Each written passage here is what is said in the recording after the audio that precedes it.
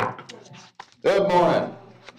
Today is Tuesday, October 11th, 2022. It's 10 a.m. We are in the city chambers and I call the city commission regular meeting to order. Commissioners present are Commissioner McDowell, Commissioner White, Mayor Emmerich, Vice Mayor Langdon, and Commissioner Luke. There is a quorum present for this meeting. Also present, we have City Manager Fletcher, City Attorney Slayton, City Clerk Faust, I see Police Chief Garrison, and Fire Chief Titus are in the back.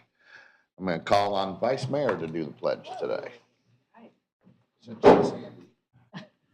I pledge allegiance to the flag of the United States of America and to the republic for which it stands, one nation, under God, indivisible, with liberty and justice for all. Thank you. Anytime.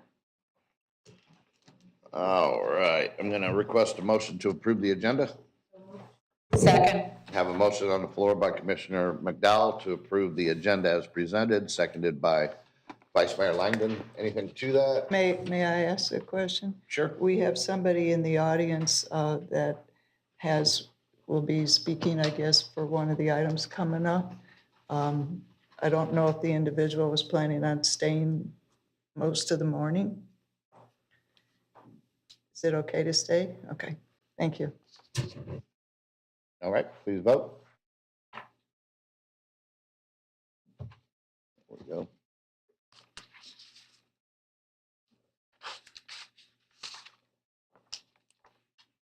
And that passes 5-0. City Clerk, do you have any public comment? All right. From a concerned citizen.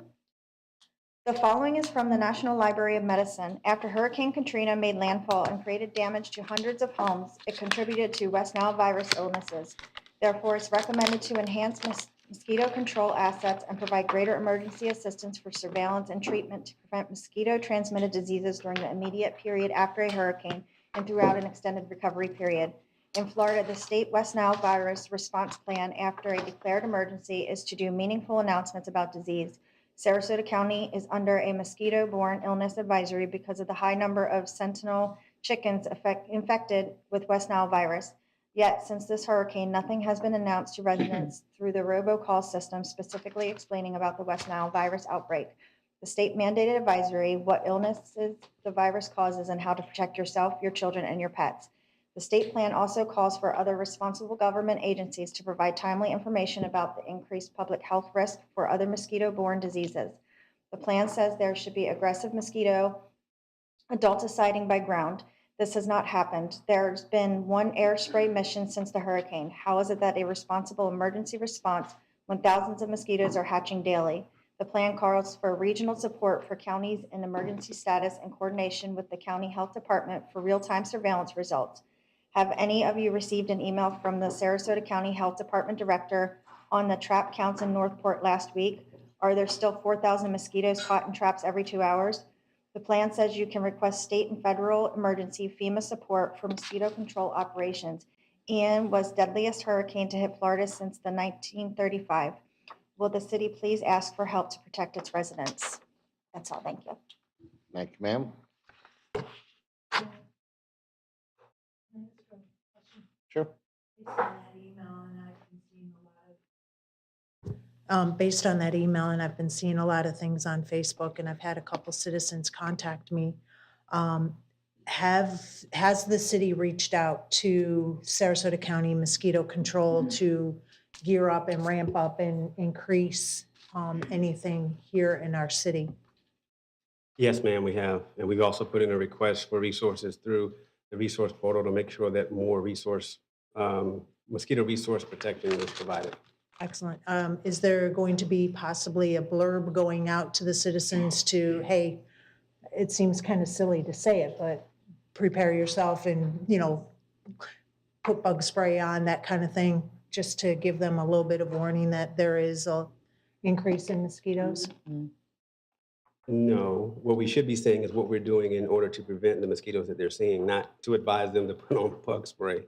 But we will put out something to say what the efforts look like so that they can know that we're working on the problem. Okay. I think precautionary measures might might be warranted to let them know. We have a lot of people that are unaware of, there are some precautions they can take, but thank you for that. Yes, ma'am. All right, moving on to consent agenda. City manager, any items pulled? No, Mr. Mayor. All right, I'll request a motion. I move to accept the consent agenda as presented. Second. I have a motion on the floor by Vice Mayor to approve the consent agenda as presented, seconded by Commissioner McDowell. Anything to that? No, sir. Please vote.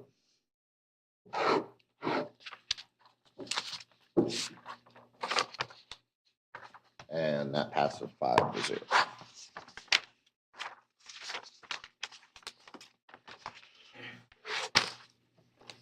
Okay, moving on to public hearings, position CCPLF-22-121. This is a quasi judicial hearing. City Clerk. PLF-22-121, consideration of petition number PLF-22-121, Solstice Phase 1 replat. Can everyone wishing to provide testimony please stand and raise your right hand? Do you swear or affirm that the testimony you're about to provide is true and accurate to the best of your knowledge, so help you God? Thank you. Ex parte communications, Commissioner McDowell, I have none, Mayor. Commissioner White. None. I have none, Vice Mayor, None, sir. and Commissioner Luke. Nothing, sir. All right. Are there any aggrieved parties, City Clerk? Okay. Presentation. I do not see an applicant, so I guess we'll be going to staff. Yes, sir. Lori Barnes, Planning and Zoning Manager, and I have been sworn. The petition before you this morning involves a replat of Solstice at Welland Park, Phase 1, which is a plat that included 187 single-family units along with associated roadways, stormwaters, utility tracks, and easements on approximately 115.8 acres located in Village F of Welland Park. The infrastructure and subdivision plans for the original plat were approved in December 2020, and a bond in the amount of $1.3 million has been received by the city. The revision before you moves lot lines for lot 166 through 176 to accommodate the location of the as-built alignment of the sewer line between manhole 19 and manhole 1F-6. The lot line between lot 71 and 72 has also been slightly rotated to accommodate the future single-family unit on the site. In addition, tract OS4 is included in the replat to add in a lift station easement for the city's master lift station. The West Villages Improvement District and the city surveyor have reviewed and approved the plat. On September 15th, 2022, the Planning and Zoning Advisory Board voted unanimously to recommend that the City Commission approve the Solstice Phase 1 replat. Staff recommends the Commission approves PLF 22-121, and I'd be happy to answer any questions. Thank you. Let's see. Do we have any rebuttal? Are you rebutting yourself, ma'am? No rebuttal, sir. All right. Do we have any public comment? All right, commissioner questions. Do we have any commissioner questions? I do not see any. Closing arguments. No closing arguments, sir. All right, I'm going to close this public hearing and request a motion. I move to approve petition number PLF 22-121 as presented and find that based on the competent substantial evidence, the Solstice Phase 1 replat complies with the ULDC and the Florida Statute 177. Second. I have a motion on the floor by Commissioner Luke to approve petition number PLF 22-121 as presented and find that based on the competent substantial evidence, the Solstice Phase 1 replat complies with the Unified Land Development Code and the Florida Statutes Chapter 177, and that was seconded by Vice Mayor Langdon. Anything to that, commissioners? No, No, sir. sir. All right, please vote.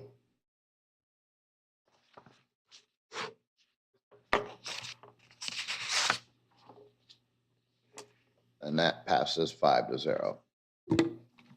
Good job, Ms. Martins. All right, moving on to ordinance number 2022-29. I request a motion to direct the city clerk to read by title only. So moved. Second. I have a motion on the floor by Vice Mayor to direct the city clerk to read by title only, seconded by Vice Mayor Langdon. Anything to that? Or by Commissioner Luke, sorry. Anything to that? No, sir. Please vote.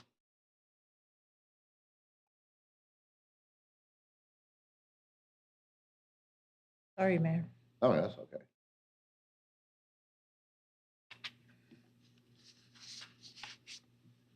That passes 5-0. City clerk? Ordinance number 2022-29, an ordinance of the City of Northport, Florida, repealing Chapter 4, Article 8 of the Code of the City of Northport, Florida, and thereby disbanding the Public Utility Advisory Board, providing for findings, providing for conflicts, providing for severability, providing for codification, and providing an effective date. Thank you, and I believe this is your Yes. item. Yes. During the City Commission regular meeting held on September 13, 2022, a motion was made to direct the city clerk to draft an ordinance to disband the Public Utility Advisory Board. Pursuant to Commission's direction, this ordinance has been drafted, and I can answer any questions. All right. Are there any commissioner questions?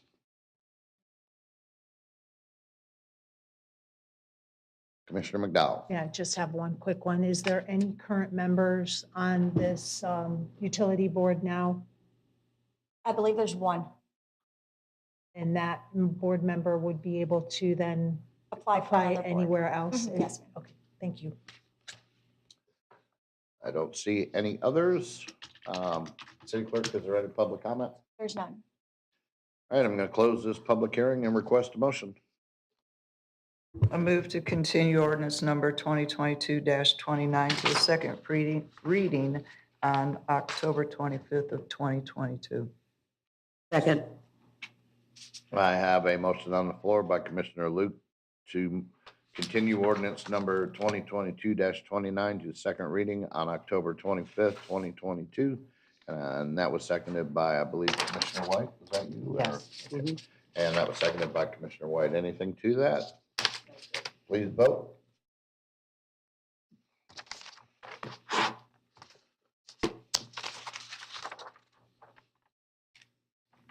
And that passes 5-0. Moving on to resolution number 2022-R-65. City clerk, can you read by title only, please? Resolution number 2022-R-65, a resolution of the City Commission of the City of Northport, Florida, granting the Peace River Minnesota Regional Water Supply Authority permission to construct a portion of the Regional Integrated Loop System Phase 2B Interconnect Project within the jurisdiction of the City of Northport, Florida, providing for incorporation of recitals, providing for conflicts, providing for severability, and providing an effective date. Thank you. City manager, this is your item. Thank you, Mr. Mayor. This resolution grants the Peace River permission to construct a portion of its integrated loop system within the city of Northport. We do have staff here ready to answer any questions you may have. Thank you, sir. I do have Commissioner McDowell, you're up. Yes, Mayor. Because this was a holiday weekend, I did send a couple of questions to city manager, kind of alerting staff to be prepared. The first question I have is, do we know when they're planning to do the construction on this interconnect project?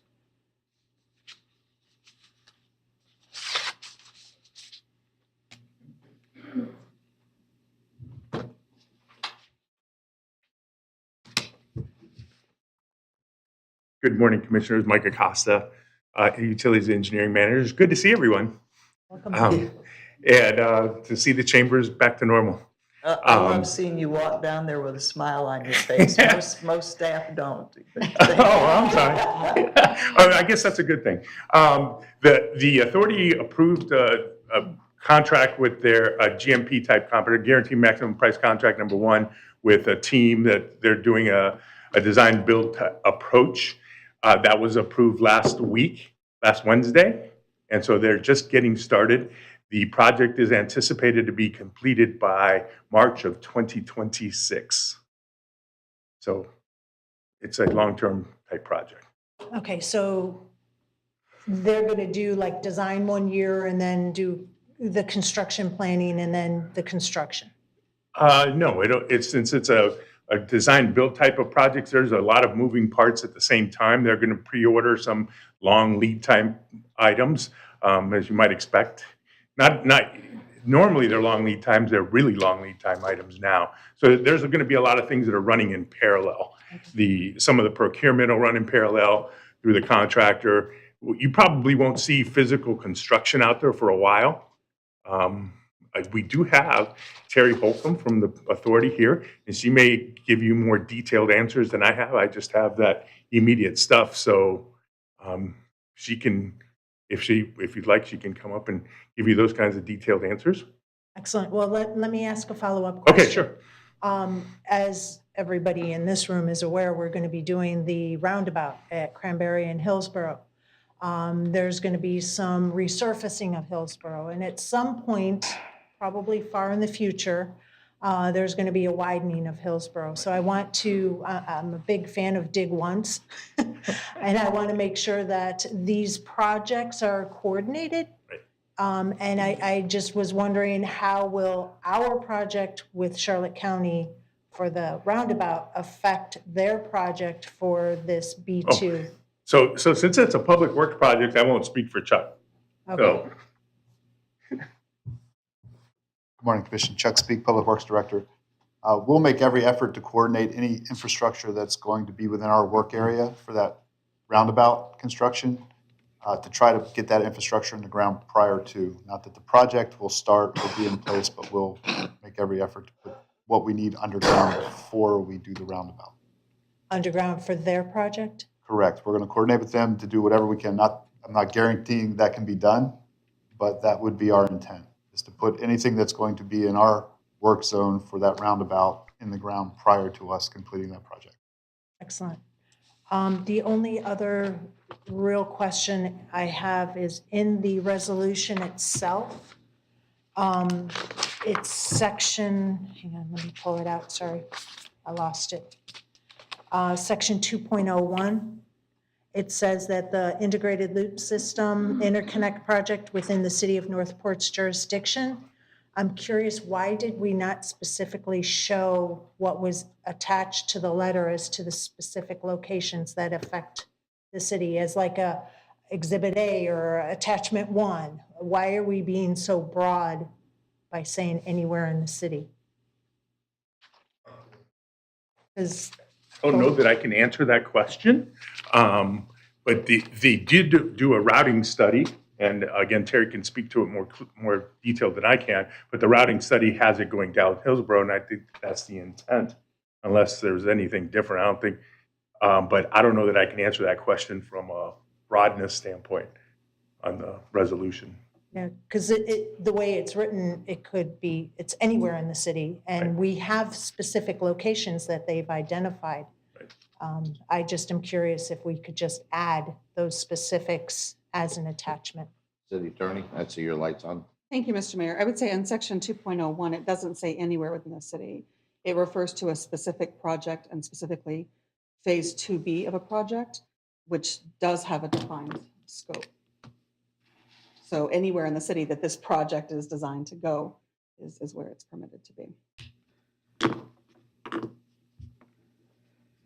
Well, I don't know how my fellow board members feel, but maybe just adding, I don't see the harm in adding the specific locations of it. I just think the clarity of it is necessary, because this doesn't even really talk about the phase 2B in this resolution. It just names it as a project. Just throwing it out there for consideration. Thank you, Mayor. That's really all the questions I have. I'm glad that we're going to try and coordinate these efforts as best as we can. Commissioner Luke? In regards to that, what was just brought up, I'm fine with the way that 2.01 reads. But my question hopefully is just an easy one. There's no exchange of money or anything because it goes through our city? I mean, because we have some of our stuff over in Charlotte County too. So there's not any money involved, is there? I'm probably not the right person to answer that question, not to the best of my knowledge. Okay, it's just a contract, well, I see Jennifer gonna approach too. I think it would be kind of hard to charge them rent for a property when we're using their property also, so just Yes, trying to yes, ma'am. understand. Jennifer DeRocher, Assistant Utilities Director, that is correct. There's no monetary exchange for this pipeline.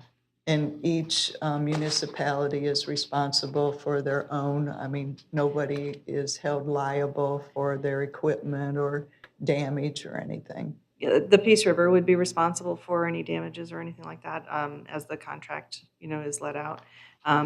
So that would not be us. Great, thank you very much. All right.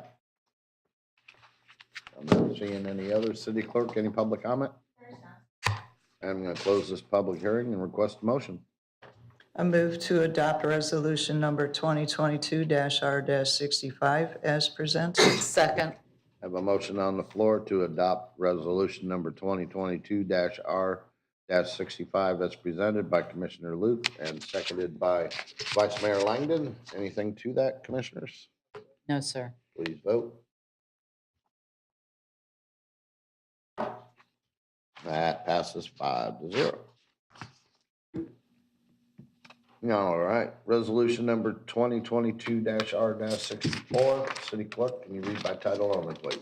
Resolution number 2022-R-64, a resolution of the City Commission of the City of Northport, Florida, approving the partial release of easement for Florida Department of Transportation sidewalk maintenance within the utility easement along Tamiami Trail as described in instrument number 202-121-4234 of Sarasota County official records, providing for incorporation of recitals, providing for recording, providing for conflicts, providing for severability, and providing an effective date.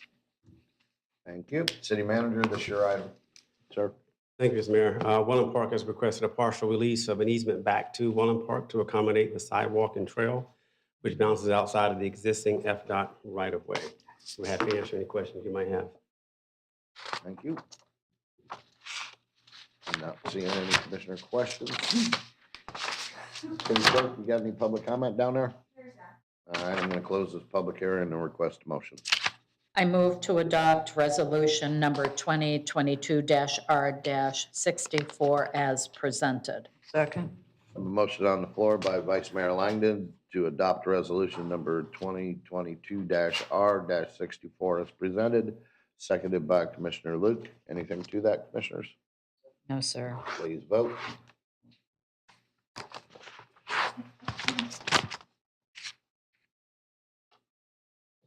That passes 5-0. All right, moving on to general business. Item number 22-3561. City manager, I do believe this is your item. Thank you, Mr. Mayor. This is discussion and possible action on proposed mural and funding source for sponsorship ball at the Northport Aquatic Center. We do have a presentation, and we do have Lauren Ansel from our Parks and Recs team to go through the presentation. Woo-hoo. Bear with me. All right. Morning. Good morning. For the record, Laura Ansel, Marketing and Engagement Coordinator and Staff Liaison for the Art Advisory Board. We are presenting to you today a proposal for a mural at the Northport Aquatic Center. Back in June of 2019, we had a City Commission approved a sponsorship wall from the public art account. That sponsor wall included a donor message that was fabricated in aluminum. It had acrylic sea life plaques, still does, and it also had an aluminum scroll work along the bottom that depicted sea life.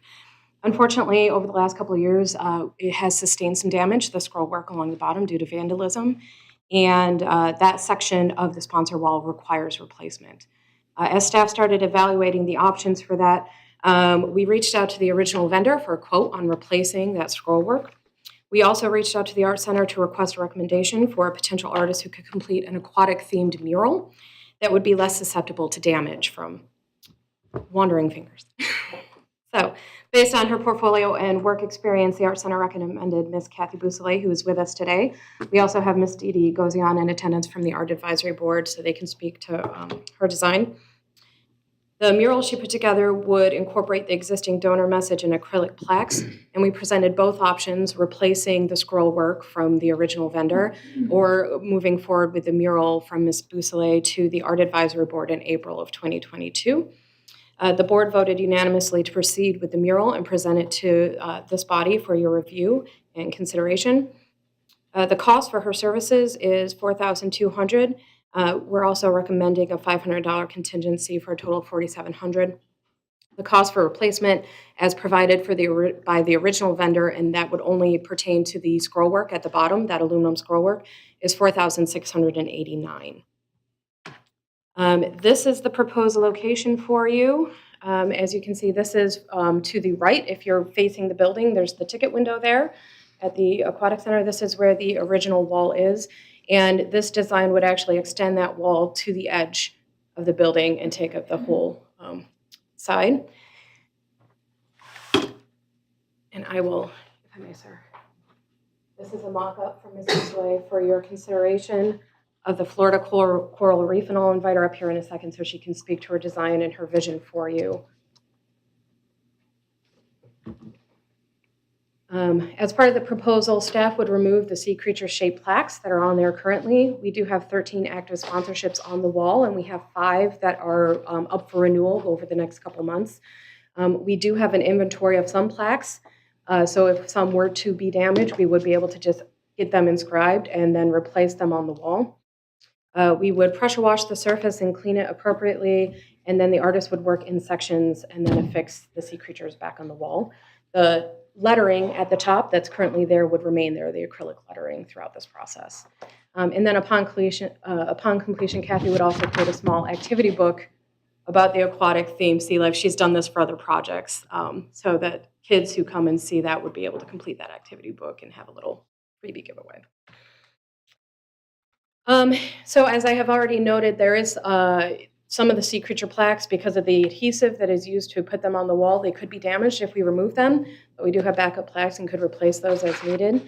And then should future maintenance be needed, Kathy would be available for repair or touch-up at $15 an hour.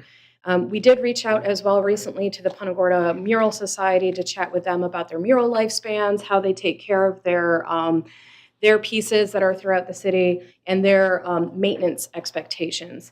And based on what we've heard from them, the majority of their murals get repainted after 10 years, and a lot of that is due to fading and just being out in the sun and the elements. But some others can also go 20 or more years without ever needing to be touched up. A lot of it just depends on the state of the building that it's put on and where it's located. Staff are planning for periodic maintenance and applicable future budget cycles should this be approved. So.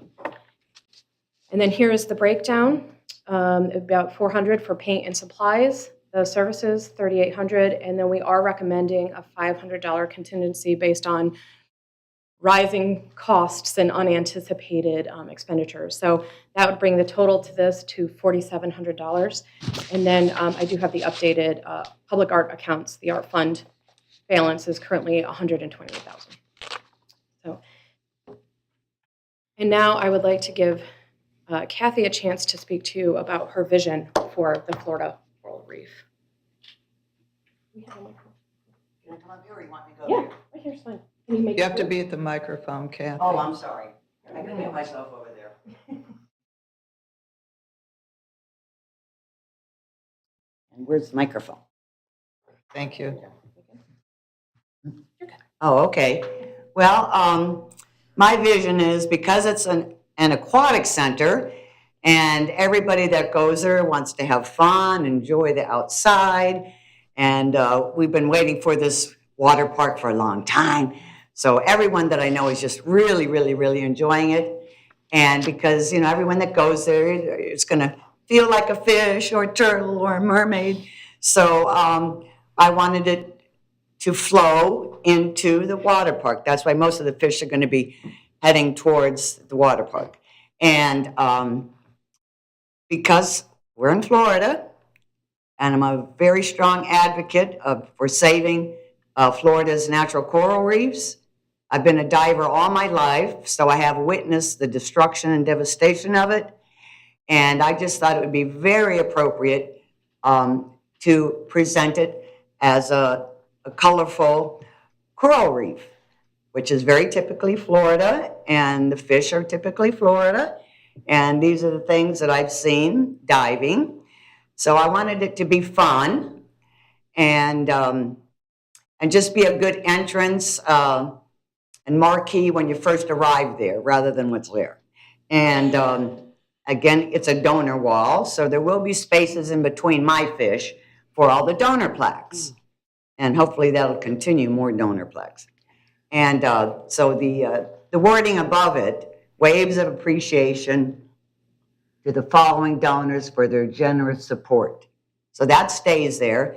And because it would get lost if I painted over it or around it, Tricia from the water park, I don't know, she suggested let's keep that part about where the lettering is, which is about maybe 14 inches or so, kind of leave that like sky. So I designed it so that, the water's kind of flowing along, gets a little lighter, and then some hints of clouds and sunset type colors in that section. And again, I think it's going to be painted from floor to the ceiling, which is 8.5 feet. And I think it would be very appropriate to paint the entire wall all the way to the corner and to the ticket place. And that's 25 feet. So this is my vision. And if you have any questions? Yeah, on the process of it, when you're painting, I love the design, maybe add a little yellow submarine in there somewhere, but. Okay, But I okay. love the design, but when it's painted, is there gonna be like a clear coat? Oh, over the absolutely. top to preserve it from possible fading, and if anybody happens to walk by and spill something on it, Right. where it's Oh. clean up easy? Yes, absolutely. There's a fantastic product from Sherwin-Williams that muralists do use. And so there will be at least 1 or 2 coats on it, probably 2.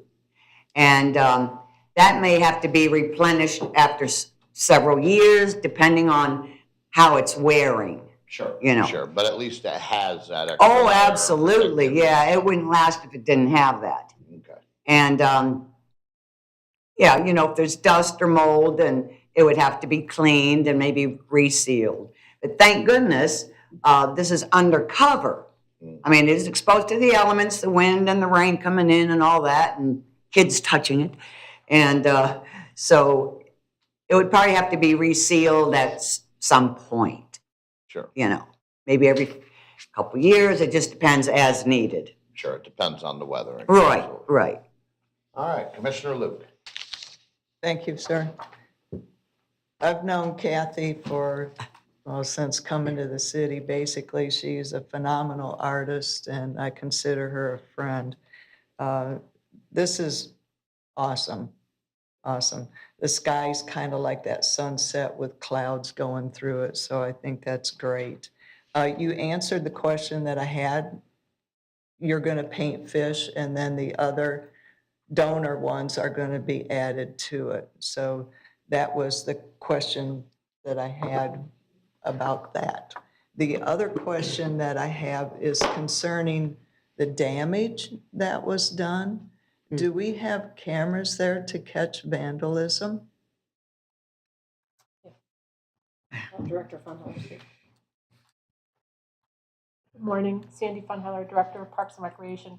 We have security cameras there, but a lot of this is done when kids are waiting in line, either bumping into it or picking at it or whatever it is. But if we had something that we certainly could pursue, we would, but that's not been the case.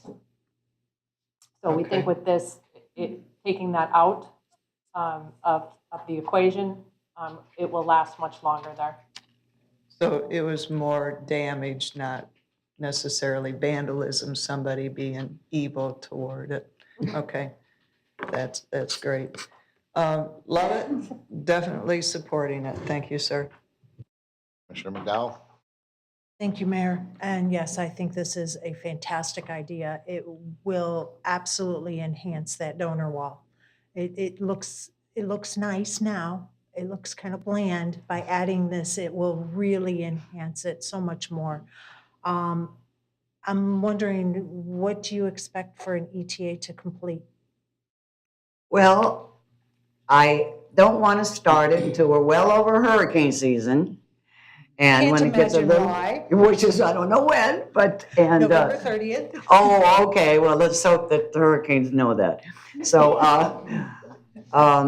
well after hurricane season, and once it starts getting cooler and drier, it's too humid to do it. So, later in the fall, into the winter, kind of just, it's all weather contingent. So, and it's a project where once we get started on it, we have to kind of move along. In other words, can't work on it a week and then wait another week because we're having storms and then I don't want to do it that way. I would like a clear, at least a month to do this. Yeah, We we're were coming in- anticipating December, January, those tend to be cooler, Right. drier months, and it's also slower at the aquatic center, so there's not as much foot traffic, so we'd Oh, be yeah, able to section off the area that she needs to work in. So we would anticipate, depending on the weather and how that works, beginning the work in December, January, and hopefully having it complete within 3 months. That sounds like a perfect opportunity to do it because there's, like you had already mentioned, the less foot traffic. And it will Yeah. also get people to kind of drive by and take pictures and see the progress in motion of Oh, this. okay. Very, very popular. The only other question I have is because kids like to pick at paint for some reason. I don't know why. Yeah. I never could understand that, but is there possibility, I know you're gonna clear coat it. Yeah. Wonderful. Okay. But can we get like a large piece of like plexiglass maybe and cover it so that way then it's not pickable, it's a little bit more removed from the weather? I'm just wondering if that is an Well, option. that could be an option. Again, that would be Parks and Rec or whoever, because that would not be cheap.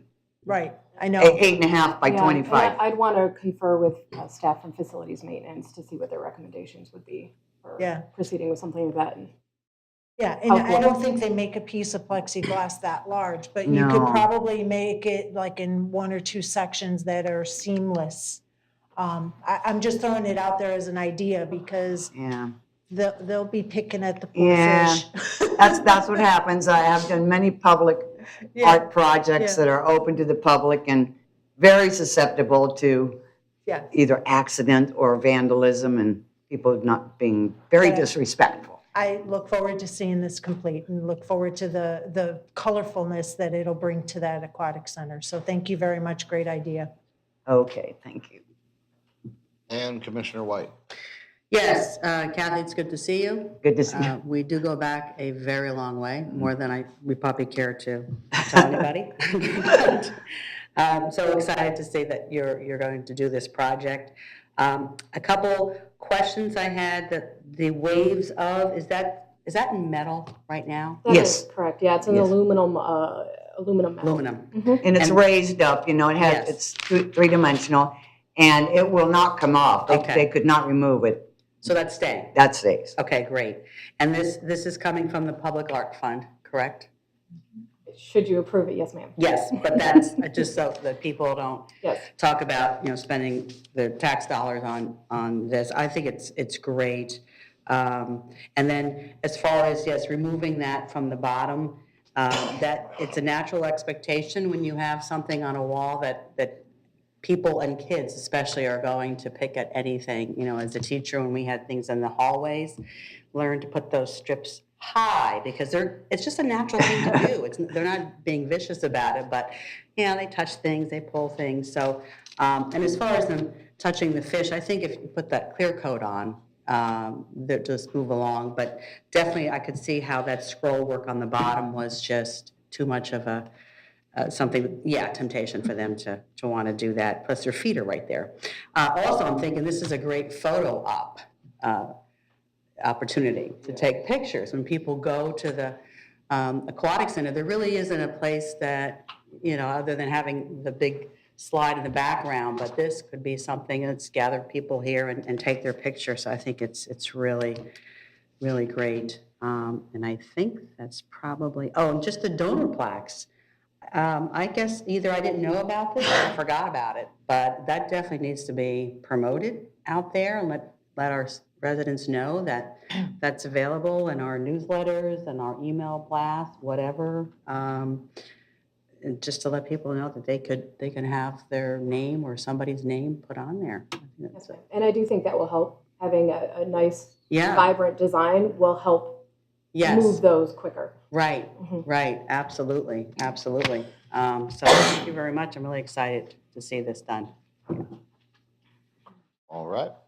City Clerk, we got any public comment? There's none. All right, I'll request a motion. I'll move to approve the proposed mural concept by local artist Kathy Beausoleil as recommended by the Art Advisory Board for the sponsorship wall at the Northport Aquatic Center. Second. I have a motion on the floor by Commissioner Luke to approve the proposed mural concept by local artist Kathy Beausoleil as recommended by the Art Advisory Board for the sponsorship wall at the Northport Aquatic Center, and that was seconded by Vice Mayor Langdon. Anything to that? No, sir. Please vote.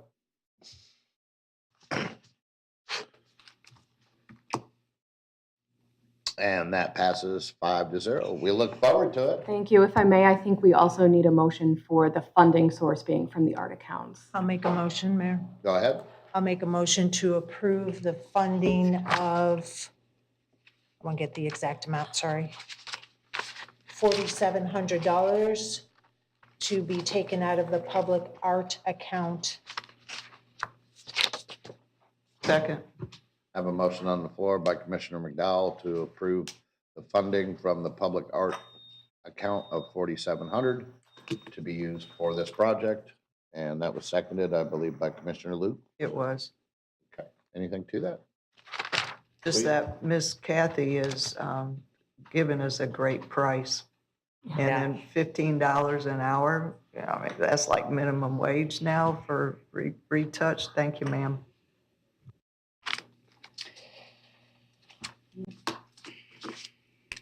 I'm just waiting on tabulation here.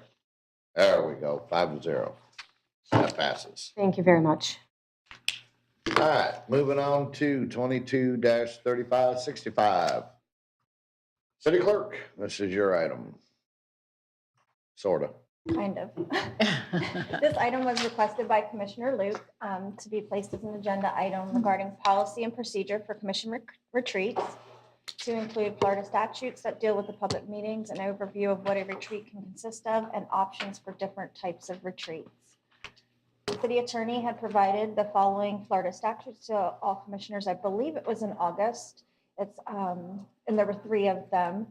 I had also researched with other municipalities within Florida to find out their types of retreats that they hold. And basically, they hold just 2 of them, the strategic planning, which they call as a retreat as well.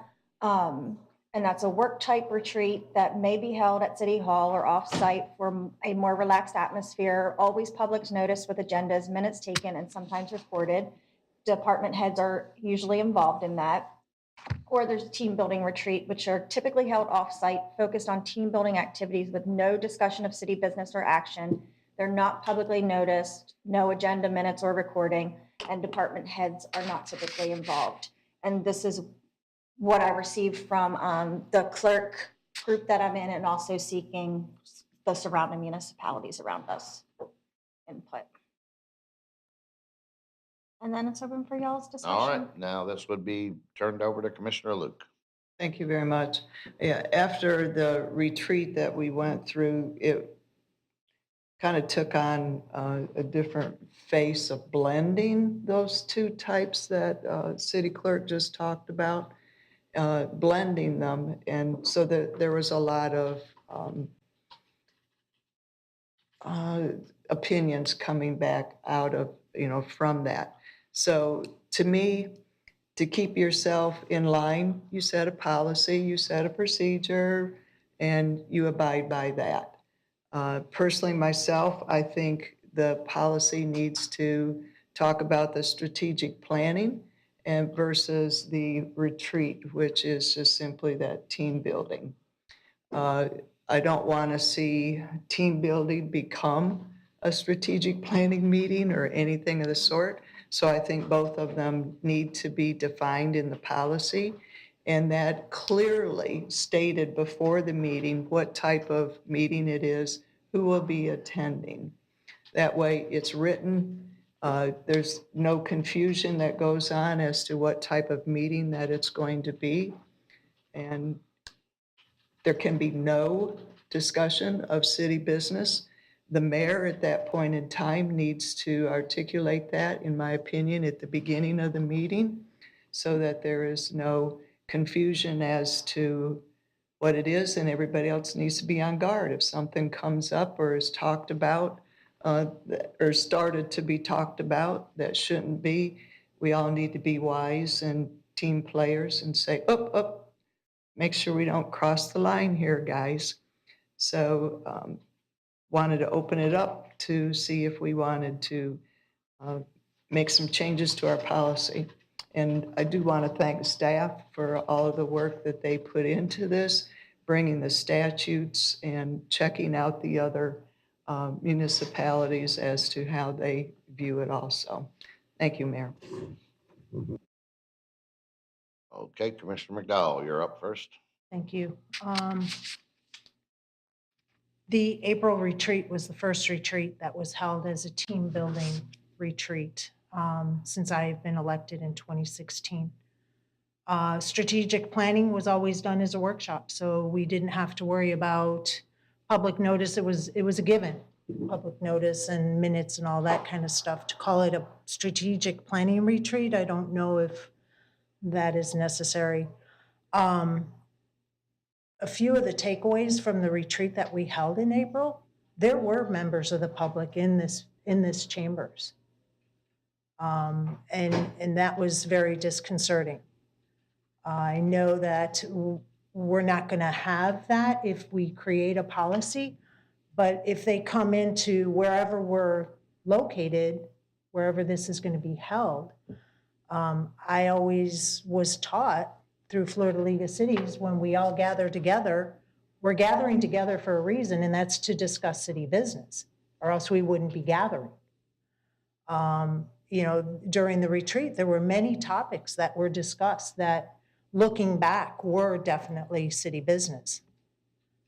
When I contacted the Attorney General's office after that April retreat, she basically said every time we meet, it is to do city's business, whether it's to figure out how to get along better, how to work better, how to conduct meetings, whatever the purpose is, right down to team building, is city business.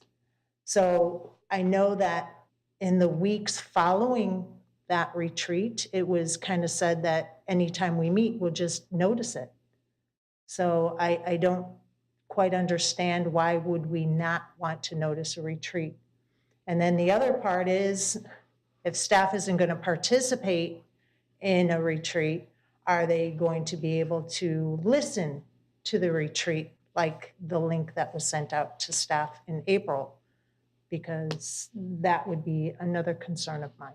So I appreciate the conversation and the opportunity to discuss it, but I kind of lean towards just notice it, just be done with it, and move on. You don't have to record it. State statute does not require a recording of the meeting. So that's my 2 cents. My light's back on, sir. I have been in team building.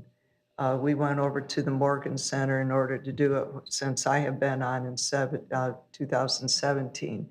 And we talked about work, maneuvering, personalities, stuff like that. I see total difference in team building, if you keep it strictly team building, than bringing in, talking about city ideas. When Doug asked us, what kind of legacy do we want to leave? He didn't ask us what kind of projects do we want to do. He stated, what kind of legacy do you want to leave? That's not city business. Nor do I think it's city business that we learn to get along better in a team building. That's not city business. City business is clearly within the statutes defined as to what we would vote on. We're not going to vote on whether we like somebody or don't like somebody or whether, anything of the sort like that. So I see them definitely different. And I don't know, team building should be a relaxed atmosphere. And you shouldn't have to worry about somebody else listening in, somebody being public noticed and having public come in. You don't have to have public comment. If you notice something, you have to have, all of that sort of stuff. And I don't think that should be done within team building. So that is why I brought it forward, to see if there could be a consensus that there is a difference between the two, and set ourselves up for the future by putting it within the policy. Thank you. Yeah, well, it's on the top of my mind on the team building. I've done that too, like with the Myers-Briggs and stuff like that. And to me, that's okay, but it's a bunch of jibber jabber to me. I mean, I could be an A and Commissioner Luke could be an A. On paper, we're the same person, but we're miles apart in thought pattern. So, I mean, it's supposed to align you with the people, but does it really? I don't know. So I don't have a lot of faith in that. Go ahead, Commissioner or Vice Mayor Langdon. You were next. Thank you, Mayor. I do concur with Commissioner Luke in terms of team building. I don't see that as city business. I think it's more an opportunity for us to get to know each other better, to better understand our work styles and our communication styles.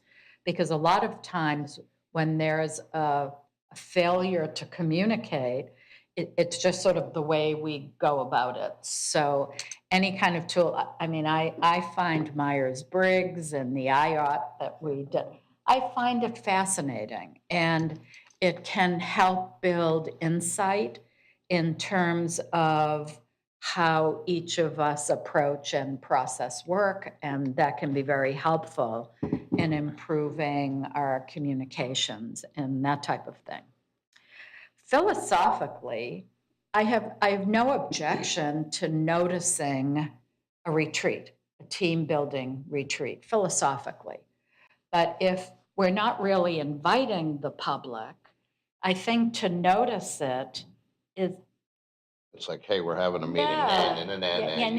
But we don't really want you there, so, I mean, initially, shortly after the retreat, I said, well, look, if there's sensitivity about it, we'll just notice it. But, yeah, I mean, if we really don't want community participation, then we shouldn't notice it, because I think it's confusing. But that brings up the issue of staff participation. And if staff isn't participating, if they're not part of the exercises and outside of our charter officers, I really don't think staff should be in the room. No. And I don't think the content of the meeting should be shared in general with staff. So definitely our charter officers should participate, because we are really the frontline team for the city, and it can be helpful also in interacting more effectively with our staff, that we kind of have better insight in terms of how we roll. So after several months of contemplation, that's where I have wound up. Well, and just hearing what you're saying, the city manager as part of the staff that would be here, he's in Right. control of the staff outside. So if anything were to come up, he would be in charge on making that change with his staff down the road. So they wouldn't need to be present throughout the meeting. He would. So, Commissioner White. Yes, thank you for bringing this up and for us being able to talk about it, and the fact that we have to talk about it in this setting with public notice and everything else to talk about how we want to talk about things. So, that's basically what it is. But yes, I do see the two as very, very different. And, team building opportunities, you have to have that freedom to express yourself without feeling that you have to watch what you say, because then it's kind of defeating the whole purpose of team building if you can't be frank and honest about Right. something. Right. And we kind of have team building things when we do the Halloween. We're there, and we're dressed up. I remember Vice Mayor from last year. And okay, they're not, we're not sitting in a room, but that's a team building opportunity. And that's, we're not noticing that, take minutes and all that for those things. So, and they are separate. That when we have meetings that we're discussing city business, and it's the same thing with advisory boards, that they can still talk to each other outside of being on an advisory board on social levels, as long as they're not talking about something that they're going to be discussing on the board. It doesn't mean you cannot talk to each other about anything. So the retreat definitely is specifically for we're discussing city things, but team building, it's about ourselves. And, Vice Mayor, I appreciate your comment when you said a failure to communicate. That movie was just on, Cool Hand Luke. That's what that is from. What we have here is a failure to communicate. Okay, that's what but that's really what that all is about. And I welcome opportunities for us to get to know each other and to really understand who we are. I appreciated that whole thing that Doug did when we found out why. And that also helps me to be a better person, to understand yourself even better when you have these questions. And they are two separate things. So if you're going for keeping these things separate and how they should be done, according to this, yes. And just so the public knows that video recordings is optional, is that correct? We don't have to? Yeah, so that even for this strategic planning, they do not have to be broadcast out there. That is an option that we do, but the state statute is just recording minutes, period. So, so thank you for bringing this up. Commissioner McDowell? Yeah, and just to be clear, when I made the statement about everything we do as city business was not my statement. That was directly taken from the Attorney General's office when I called them. And Commissioner Luke, thank you for reminding me about the team building that was happened at the Morgan Center. We had a different city clerk at that time, and it was my understanding it was noticed that we would be meeting, and staff participated. We had our directors there, and they participated with us, because it's not just us building a team. It is us building a team with our directors and everybody else to kind of get how everybody else works together. I am a firm believer that it's not the commission building a team, it's the city leadership building a team. Separating us is not very beneficial. We have to work with our directors have to work with us. We obviously have to work with our charter officers too.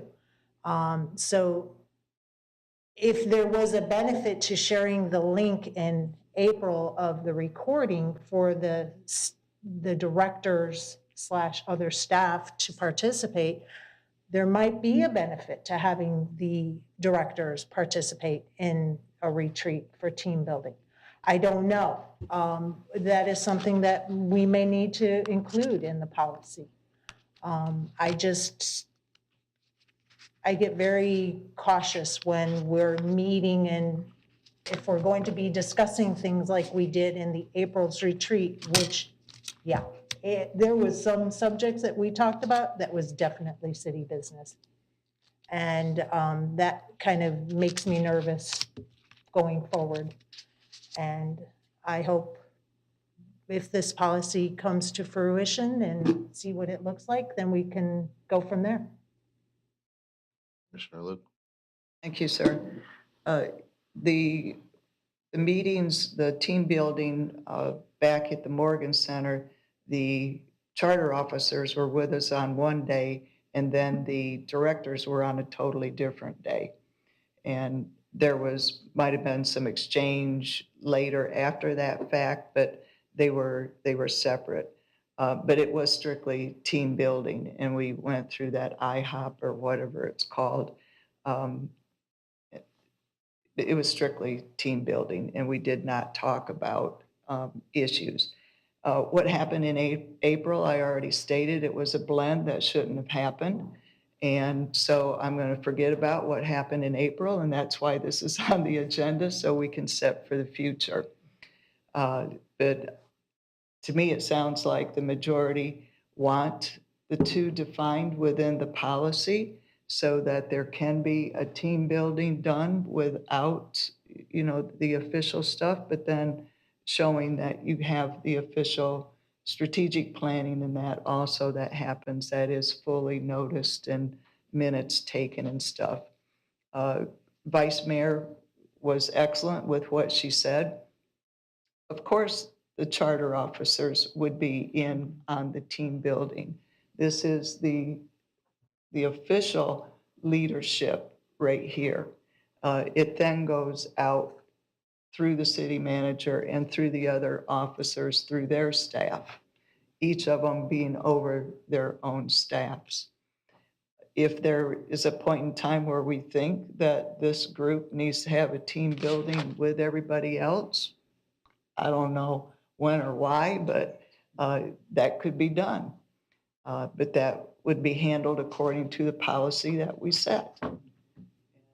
So to me, we could have the team building and be free of things that hindered us in April, but it would be defined. I am not going to throw anybody under the bus, but when you're new and you don't know how it goes, and umpteen people tell you that it went umpteen different directions, that's why it needs to be written, because you have it there and you can follow what needs to be without having somebody else to interpret for you. So, Mayor, if you don't mind, I'll make a motion. I want to make a comment Of first. course, sir. And then, we're ready to move on. The simplest way that I can see on how to move forward is the strategic planning. Since it's always pretty much been a workshop, we just keep that separate and keep it the same. So the only thing we're going to define is like the commission retreat for team building per se. So if we kept the strategic planning the same, then we just work on the other. So if you've got that in check in your motion, then you go right ahead. Well, is the policy for strategic planning within, is it already defined that it's a workshop? I mean, because if it's not, you can kill, two birds with one I would just stone keep it by. as, city clerk, go ahead. There is no written policy. So if we have a policy, you can even have your team building a workshop also instead of a meeting. It can be a workshop just as strategic planning is a workshop. But they're two separate types of workshops. But workshops would be notified and open to the public. So that depends on if you want your team building open to the public or not. No, but that would be defined. But right now, there's no definition or anything on a policy for strategic planning either. Right. So that's why I was bringing both up, so you can have a definition or policy to follow for both of them. City clerk, you got any input on that? No. Okay. Commissioner McDowell? Yeah, I thought in the meeting procedures workshop was maybe not defined, but there was a section for workshops. There is for workshops, not for strategic planning Okay. workshops. You have what it says for workshop in front of you? I do not, because I thought it would just, workshops are more laid back, no official action is taken. So why would we have to separate strategic planning when it's a workshop? I don't understand the, I think it's better to play it safe than sorry, and if you have it spelled out and how it is handled, then it can be. All I was gonna do was put it into the hands of the clerk, and she would probably work with the attorney and the city manager also to come up with suggestive language for this, and then bring it back to us at a later point. Right, the only one I was getting at was we could snip it with by automatically making strategic planning a workshop moving forward, and then they could work on the language on the other.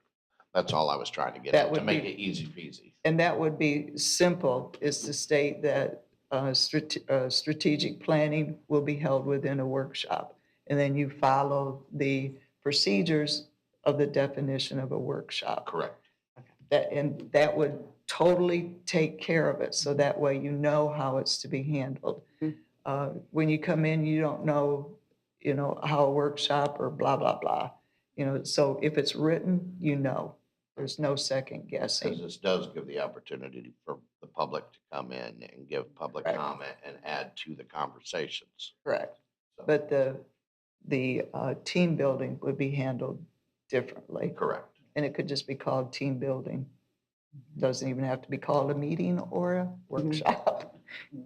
All right, Commissioner White? real quick. Yes, thank you. I was going to say the same thing, that just define strategic planning as a workshop, and that would just follow all the workshop rules. So Yeah. that's great. And then the team building, though, is the only one that really, the parameters have to be set so that the public knows what to expect. That Correct. this is why we're not doing this, we're not discussing city business, and that needs to be clearly defined and stated what goes on at team building retreats, so that everyone knows this is not going to happen, this is what is going to happen. So I agree with that, so thank you. All right, go ahead, Commissioner Luke.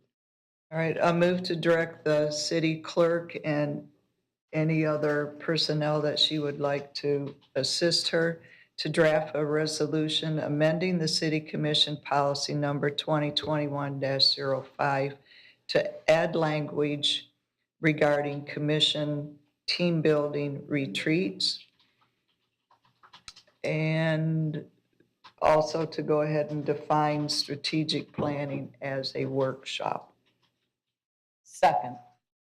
All right, I have a motion on the floor to direct the city clerk and whoever she may wish to work with to draft a resolution amending city commission policy number 2021-05 to add language regarding the commissioner retreat to include team building, and whatever else may be needed, and also to clarify that strategic planning will be held as a workshop. And that was made by Commissioner Luke and seconded by Vice Mayor Langdon. City Clerk, did I catch the gist of it? Yes. All righty, that's a first. Please vote.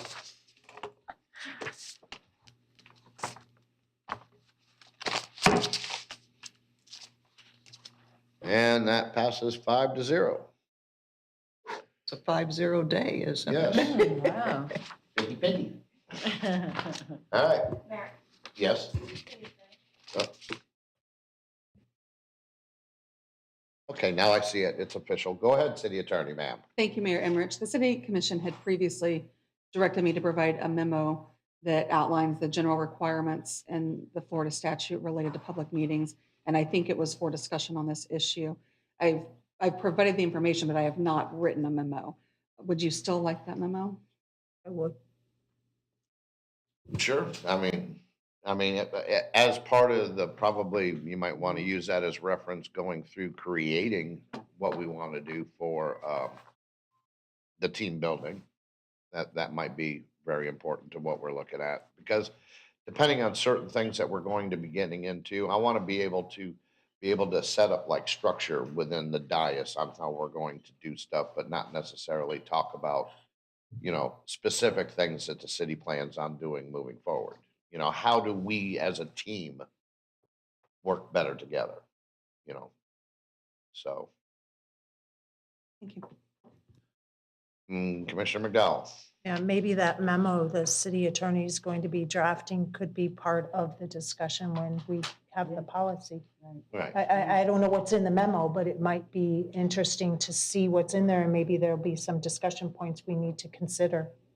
Yeah, I'm fine with a memo being drafted, but I would assume that the city clerk is going to utilize the city attorney to come up with the resolution anyhow, so whichever way it comes is fine with me. Just the direction that I've been given is very, very basic, and you guys, what you asked for is when do we have to have a public meeting? And I apprised you at the day is at that time, what the statute says, and that's when, two or more of you are together and you're going to be discussing something or taking action on something that is coming before the commission or is reasonably foreseeable to come before the commission, it must be done in a public meeting. So at least what I have anticipated so far is a very basic memo. If you want something that's more robust, I'm more than happy to do that, but I will need more direction, so I'll know what you're looking for. Actually, I think what was supplied for this discussion was adequate. Yeah, we'll I just think- take the dime version. No, I'm just. No, because I think y'all will be working as a team and it should be good enough. Well, Not I would say my vote is, I would like it to come back to us integrated. I don't want two separate streams of No. this information. I'd like it to come back integrated with city clerk's recommendations. That would be my vote. All right, moving on. Do you need a consensus for that? All right, we're gonna go into commission communications. Commissioner McDowell, Nothing. Mr. White. Just officially, the Tour de Northport is canceled, just Oh. so you know. We're already not going to be rescheduled, so there's just too many factors involved. I don't even know why I was even considering, maybe, forget it. It's just, there's too much going on out there. And also, just to make a little comment about, connections, how important it is for us to make connections with people, and you never know how they're going to come back to us. That there was an article in the paper, Elaine Emmerich wrote an article Oh, about. don't believe it. Okay, I know. About Awaken Church needed a freezer, and then on Sunday, a woman called me who I had previous conversations with, a whole different matter, like last year, that the Heron Creek Foundation, they were going to have their golf tournament and had to be canceled, obviously, and they had all their baskets that they had collected for their silent auction, so that people in that community bid on them anyway, and they raised $13,000. So she called me and said, how can we get this to Awaken Church for them to have their freezer? So I didn't have, is it Larry Grant? Do I have that Yes. name? Yeah. So I texted city manager, who got right back to me with his personal text number, and I interrupted him while he was cleaning up his backyard, but I gave him really good news. So he was okay with that. So again, just having connections, because how I knew this woman with something totally unrelated to, freezers or Awaken Church or anything. So it's really important. And then also on Saturday, I was out in the estates. I don't know, well, some of you may remember John Barkenquist. I've been on the phone with him last few days. Yes, I've known him for decades, I can say that. But his son, his son Jonathan, who was like my son's age, he had this big hot dog roast out in the estates and invited me to come, and it was just great again. And he wants to start some kind of a nonprofit or something to help people with their flooding problems and drywall. And again, when you don't have those connections, you would never have those communications. So you just never know how something is going to work out. And that's why it's really important that we do make those connections when things are good, because it shouldn't just be because people are in disaster mode that they get to know their neighbors. You know, it would be nice if you got to know your neighbors, and then when something happened, would know who to go to and who to ask for help. Hey, can you do a favor for me for this, and not feel like, I don't even know their name and I'm going to be asking them to do this. So, but those are just a couple of things I wanted to share with all of you. Well, thank you. And the thing about it is you just talked about something. I got off the phone and I was on the phone with the city manager yesterday making arrangements for that exact thing on what they want to do with, Yeah. and McKibben area was really hit very hard. And one of the main concerns when I was talking with Jonathan was, you know, people can go out and fix it and be done with it, but he wants to make sure that it's fixed right. Yes. And that the children aren't exposed to Right. mold or anything like that.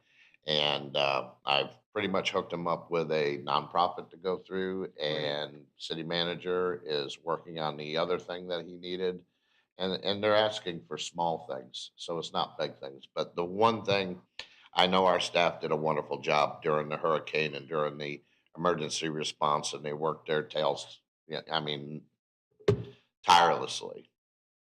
And I just wanted to give kudos to the community out there, because you have like Commissioner White was just saying, we've got nonprofits busting their butt to help another nonprofit because they need something, and vice versa.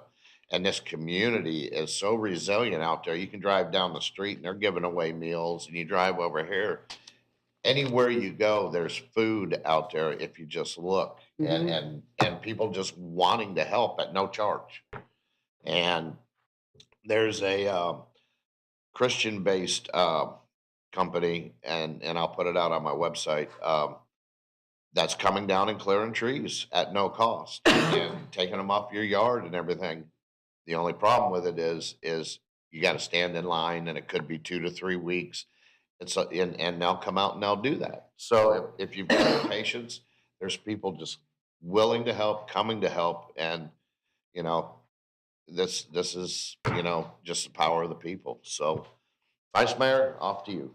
Yeah, thank you, Mayor. I just wanted to share a couple of observations. Definitely kudos to staff. You did just an incredible job. But the really impressive cooperation and collaboration at multiple levels, the way our city engaged with nonprofits, the way nonprofits engaged with nonprofits, the incredible interagency collaboration at the federal, state, county, and city level, really incredible. Our business community really stepping up. And I'm going to call out a couple. I always hesitate before I sort of put the spotlight on a couple, because I don't see everything, and I would hate to not mention someone who made a contribution. But I just really want to recognize Austin's Old World. They were providing, you know, they've sustained, you know, substantial damage to the restaurant, but they were operating out on their patio, providing hot meals to first responders.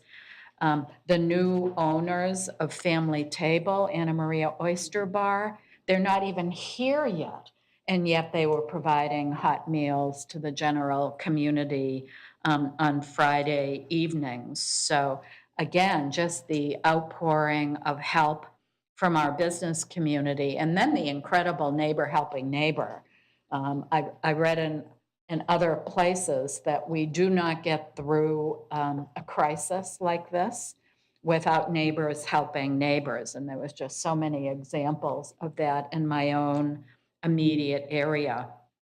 Last week on Friday, we had received some notification that some residents of Willow Creek, which is an over 55 community, were having some serious issues. And I think city manager and I had a conversation around 8 o'clock on Saturday morning. And by 3 o'clock, we had food and supplies and crackers and waters provided by Awaken Church. Janet was just out there, major domo, sort of coordinating all of the resources. She was incredible.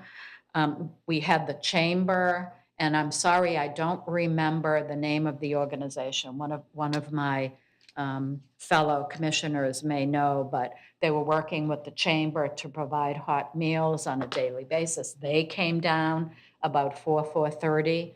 And a transportation company, I was just sort of leaving as a transportation company was coming in, and we had a number of hot meals left over.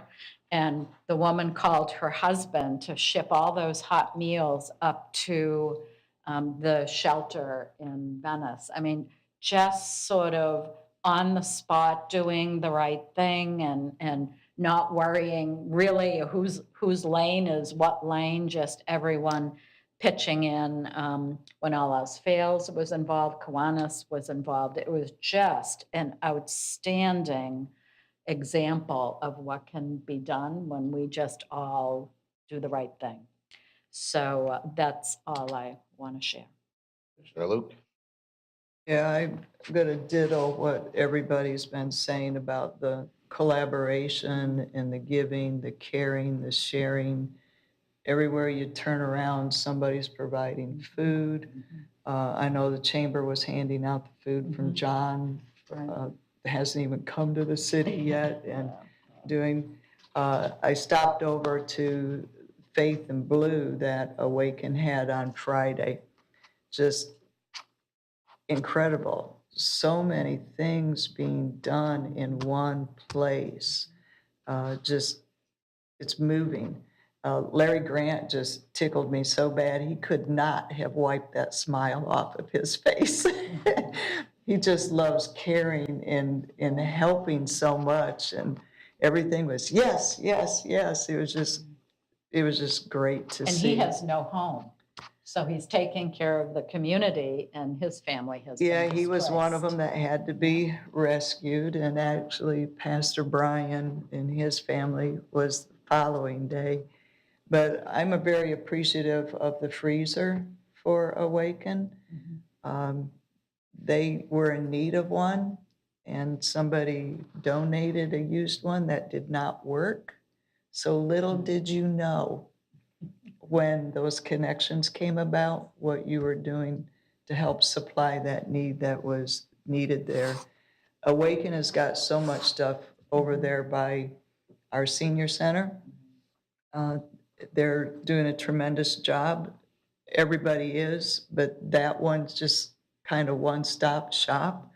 I do know I've been in contact from an organization that is out of state. They will bringing a semi in this some point this week, and they'll have even more supplies, the baby diapers and wipes and food and things like that.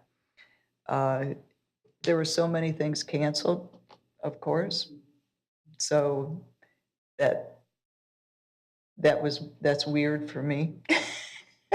I'm so used to going, doing, and the patience that Mayor talked about. Oh boy, has this been a lesson of patience for me. I'm somebody who wants to jump on and get it taken care of, and sometimes that little lag of time is what you need. FEMA, I'm going to encourage anybody. We've got the one-stop shop out at Shannon Staub Library. Because I was overwhelmed with what I walked into, if it was not for my daughter, you've got to get signed up. You know, that Friday after the storm, we went online together with her phone, her in St. Augustine, me here, and signed up for FEMA. I had a 2:00 appointment on Sunday. FEMA rep came, and I will be, don't know what kind of aid I will be getting, but I will be getting aid, believe it or not, within 10 days. So anybody out there, whether you have insurance or not, please make an application to FEMA. And you can go out to Shannon Staub and they will help you. I do want to throw out a special thank you, and as Vice Mayor was saying, there's so many people to thank and so many people doing But the United Way has stepped up in a way that is just incredible. And the city cannot accept monetary. So if somebody wants to help feed first responders or all those crews and they want to make a financial donation, it will be run through United Way. They stepped up to help the city in a big way. The Braves have utilized that for our people. And then the chamber, I have to give them kudos. They are really working with the economic development team here, but everywhere else, checking on the businesses, seeing what they can do. They have volunteers. Their office is a place for the United Way. United Way's got clothing, food. I mean, they're taking care of individuals, not just nonprofits. And the chamber is linked to them and able to help the people. So help is there. Follow the city Facebook page. Listen to the radios. I mean, contact somebody who has received aid already so that you know where to go and how to plug in, because the help is there. And I will repeat again, the greatest asset our city has is its people.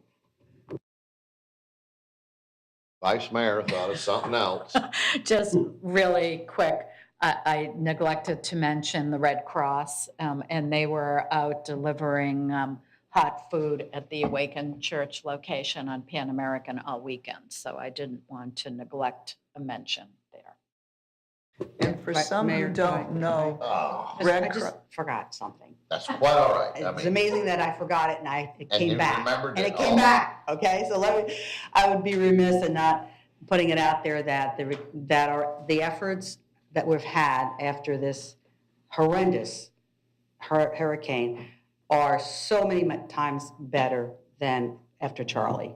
Those of us that were here after Charlie, it's like night and day. I mean, that nobody knew anything after that. We were just floundering. Most of our gas stations didn't have that backup generator. We were driving over to Englewood because Englewood was untouched by Hurricane Charlie.